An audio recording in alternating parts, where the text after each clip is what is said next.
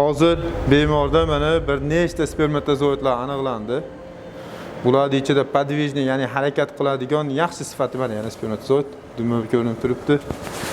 Mana yana spermatozoid. Endi shu yerda savol bo'ladi. Shuncha spermatozoid bo'ladigan bo'lsa, nima uchun tashqariga chiqmaydi? Nima uchun 0? Savolga javob juda ham oddiy. Birinchidan, tashqariga chiqish uchun eng kam 1 milliontadan oshiq spermatozoid bo'lish kerak. Chunki bu spermatozoidlar 1 milliontani pastida bo'lsa, duktusda, ya'ni o'sha urug' tizmasini o'zida devorlarga yopishgan holatda qolib ketadi. Bu birinchi. Ikkinchidan, bu spermatozoidlar stimulyatsiya qilingan, ya'ni dori ukollardan keyingi holatda ko'paytirilgan spermatozoidlar hisoblanadi. Va bunday holatlarda faqatgina shunday operatsiya, teziya operatsiyasi hamda eko X operatsiyasidan keyingina bolali bo'lish mumkin bo'ladi.